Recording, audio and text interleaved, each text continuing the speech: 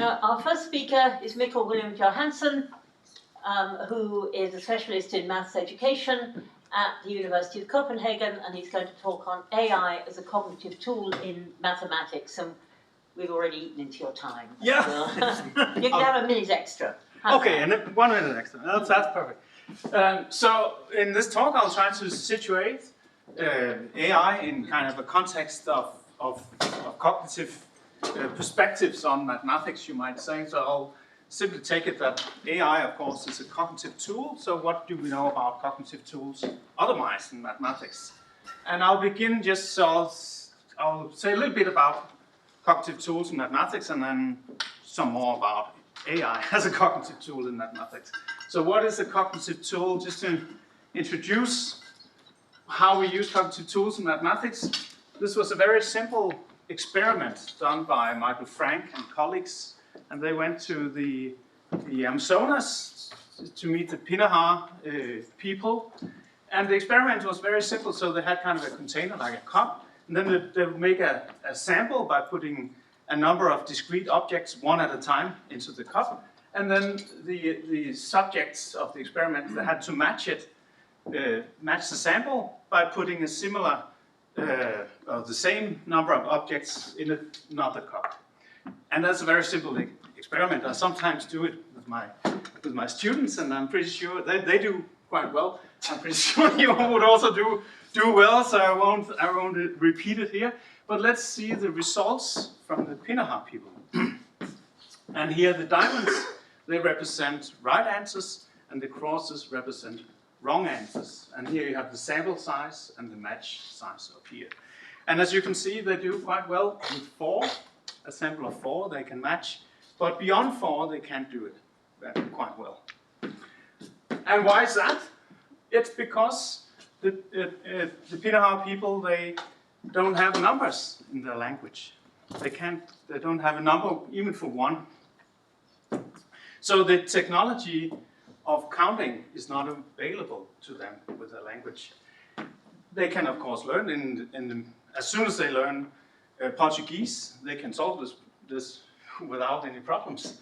So this is just, and of course this is a small n experiment, as you can see. So alone this doesn't kind of prove anything, but there's a load of other kind of experiments that corroborate this result. And the result here, what this shows, is simply that without access to cognitive technology, such as a number system, counting, mathematics stops at 4, you might say. So this is what we have without cognitive tools.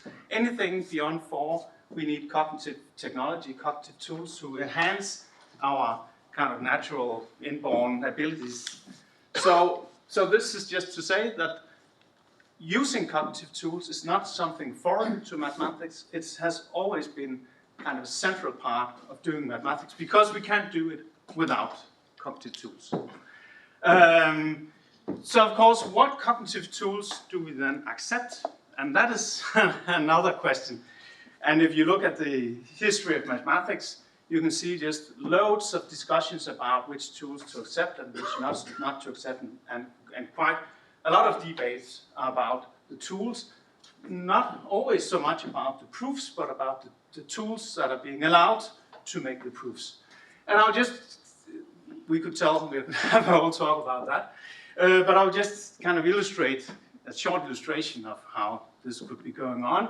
So this is just one page from Cardano's Ars Magna from 1545, and in this page he sets out to solve the problem, find 2 quantities such that the sum of the quantities is 10 and the product is 40. And then he starts to solve it with the geometric tools that were available to him and that have been developed for thousands of years. And that's what he does up here. And this here requires him to take half of 10 and make a square on half of 10, and then subtract the square with the area of 40. And he, of course, realizes that can't be done. And traditionally, this was well known that it was a problem that couldn't be solved with these geometric tools. So, but what he does instead is that he kind of said, well, what if we kind of just express this in a kind of semi-symbolic way instead, and then just apply the algorithm anyway. And so he ends up with this down here. And this might be difficult to read, so it says 5PRM15. What does that mean? Well, if we translate it to more kind of modern formalism, it is this. So with the algebraic tool, he finds the complex solutions to this equation, and then he checks that it's actually correct, the result. So, and then in the last part of this page here, he kind of says, yeah, that's all fine, but this is just sophistry and kind of not really worth anything. But so what we see here, just in the span of one page here, is that he's kind of dipping his toes into using a very different kind of cognitive tool. And of course, what this change means, this means, we know that today, this means a lot more than just now I can solve this concrete problem at hand. Shifting from geometric to algebraic tools to solve equations, it means that equations mean something completely different. Solving an equation means something completely different. And you introduce new objects in mathematics, such as negative and complex numbers, etc. So the change that I understand why he's only dipping his toe. This is quite a fundamental change, this change in tooling that's going on here. So that was just a very brief kind of historical. A lot of questions, of course, could be raised here. I could use more arguments, but we don't have a lot of time. So just briefly, what have we seen here? We've seen that mathematics is kind of inherently a tool-driven practice, so kind of adding AI to mathematics would not be so different. Also that we have always, for thousands of years, we have debated which tools to add. So what we are doing here, this kind of debate we are having here, is also completely normal. But then two points that I want to stress that I've already implied here. Why are mathematicians debating which tools to add? Well, they're debating it because they know that tools are not neutral. Tools are performative. They change what mathematics is in radical ways. One way of putting it is, you could say, that tools are not just epistemic, they're ontological. They change the practice, they change what mathematics is on a fundamental level, or at least they have the potential to do so.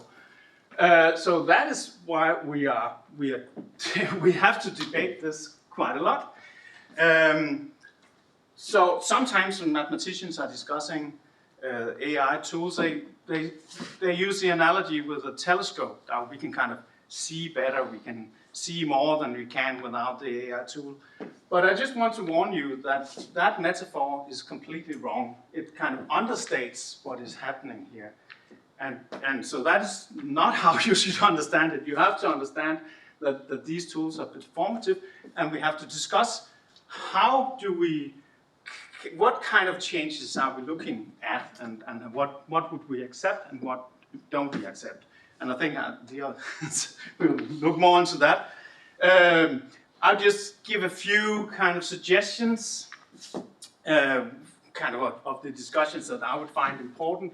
So of course, how will it change communication? We have already seen a lot about validation and dissemination, how that is changing. There's a more subtle change that might happen in the representations we use. So I know some of you have seen this graph. This is a graph representing how many papers in the published papers from selected journals has at least one diagram. And so this kind of represents another discussion about another tool, which is diagrams. And you can see they became unpopular with the formalism. And now they've become popular again because mathematicians did not, they kind of wanted the cognitive support that diagrams gave them. So now more than half of papers, they have at least one diagrams. But what will happen to this? So one of the things we see with AI and mathematics, at least the talks we've seen so far, is that it is very symbol driven. It's very formal. So will we see a drop again in this? Is that something we want, or do we not? Do we want to keep using diagrams? How can we do that? Can we can we